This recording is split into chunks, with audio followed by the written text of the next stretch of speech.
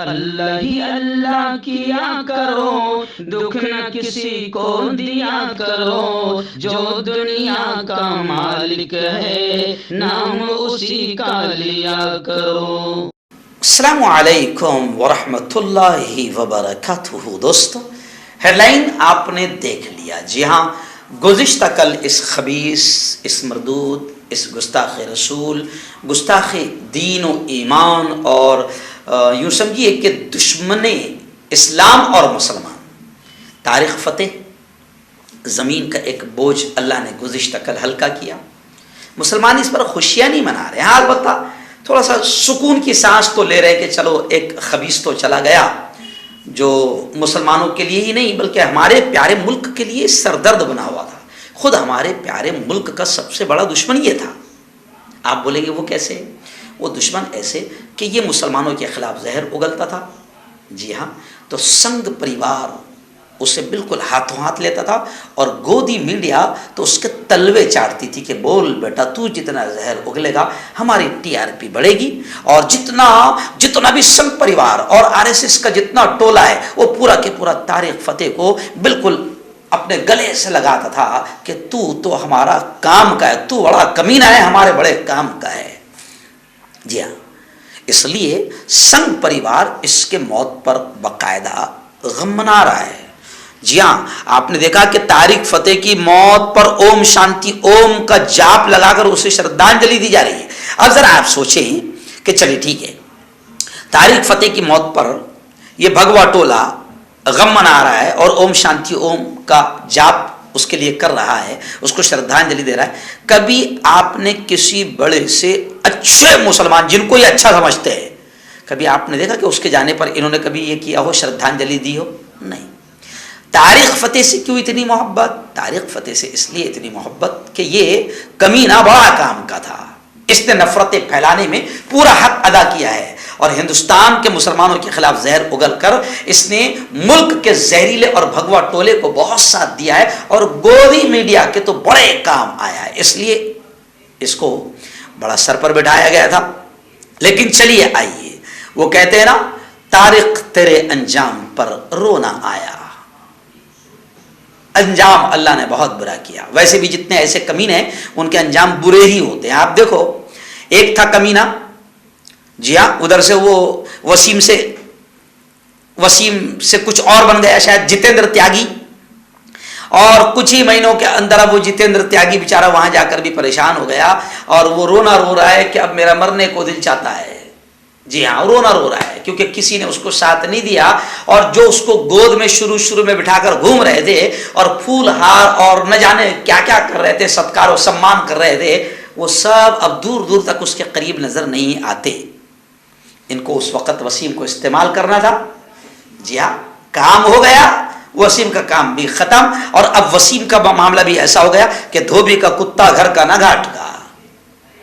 अब ये तारिक फतेह, इसका अंजाम भी इतना बुरा हो गया कि खबरें आ रही है, हालांकि कंफर्म खबरें नहीं है, लेकिन आज भी उर्दू न्यूज में क्वेश्चन मार्क के साथ ही उर्दू न्यूज मुंबई में यह खबर लगी हुई है कि तारिक फतेह को कब्रिस्तान में दफनाने की जगह नहीं मिली, क्वेश्चन मार्क।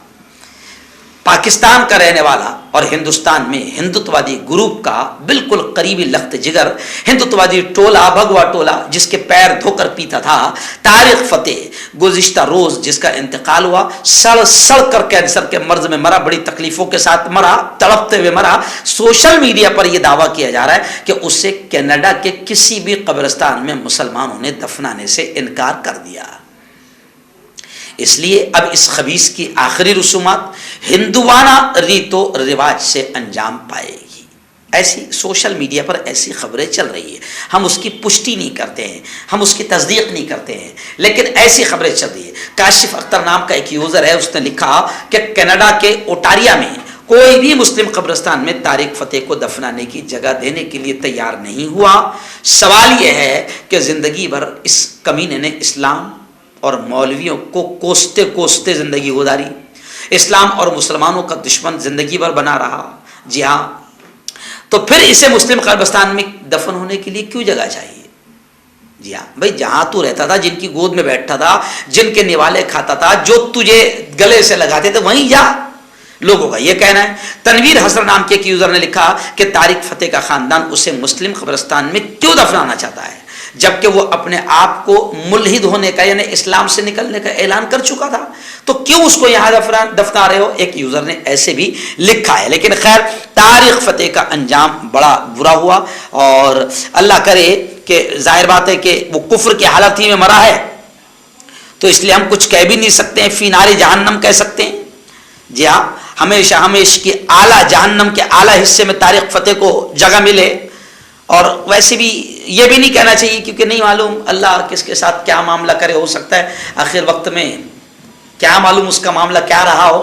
लेकिन खैर, जाहिर में तो ये लगता है, इसलिए मुसलमानों में ये बहस हो रही है और कुछ लिख रहे हैं कि फी नारे जहन्नम, कि एक जहन्नमी फिर जहन्नम में पहुंच गया और मुल्क और दुनिया पाक हो गई। क्योंकि ऐसे लोग जब जाते हैं तो एकता अमन भी बनता है, क्योंकि इन लोगों ने हमारे मुल्क में रहता था, कमीना पाकिस्तान का था, मगर हमारे मुल्क में एकता और अमन को और शांति को बहुत ज़्यादा इस कमीने ने नुकसान पहुंचाया था। इसलिए लोग तो जाहिर बात है कि कुछ ना कुछ लिखेंगे, अपनी बात का तो कुछ ना कुछ तो लिखेंगे। उर्दू खबरनामा के सहाफ़ी राना सुहैल ने लिखा कि तारिक फतेह की सोच और ख्यालात से अक्सर पाकिस्तानी और मुसलमानों को भी इख्तलाफ था। तारिक फतेह के नज़रिया से इसी इख्तलाफ की वजह से पाकिस्तानी कम्युनिटी में भी बात बहस चल रही है कि शायद मुसलमान उन्हें अपने कब्रिस्तान में दफन करने की इजाज़त ना दें। ताहम इस बात की अभी तक ऐसी कोई तस्दीक नहीं हो सकी कि फैमिली को किसी मुस्लिम कब्रिस्तान की इंतजामिया ने तदफीन से इनकार किया हो। ज़राए का कहना है कि तारिक फतेह की वसीयत के मुताबिक नमाज जनाजा में सिर्फ उसके अहले खाना शरीक होंगे।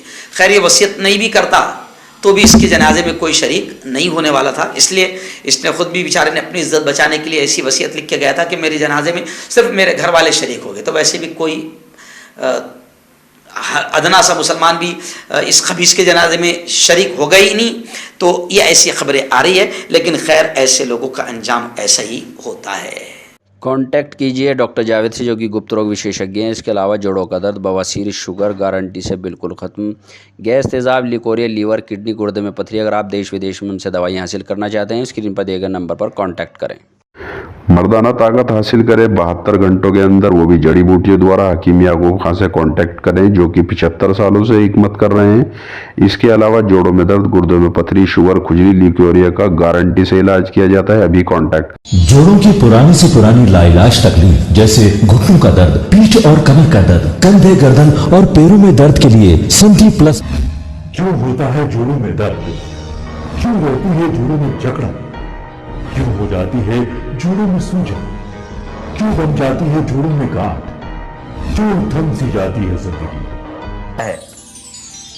जोड़ों की पुरानी से पुरानी लाइलाज तकलीफ जैसे घुटनों का दर्द, पीठ और कमर का दर्द, कंधे, गर्दन और पैरों में दर्द के लिए संधि प्लस प्लस एक संजीवनी बूटी की तरह है, या यूं कहे कि एक स्थायी इलाज साबित हो चुका है। लाखों लोग इसे अपना चुके हैं और दर्द पर विजय प्राप्त कर चुके हैं। जब हम नियमित रूप से संधि प्लस प्लस से मालिश करते हैं तो त्वचा इसे तुरंत ऑब्जर्व करके जोड़ों के सूक्ष्मतम अवस्था में पहुंचा देती है, जिससे जोड़ों में ब्लड का सर्कुलेशन बढ़ जाता है और जोड़ों के मांसपेशियों में मजबूती आती है। आंतरिक सूजन समाप्त हो जाती है, जिससे दर्द में आराम तो मिलता ही है, साथ ही साथ जोड़ों में नई शक्ति भी आती है।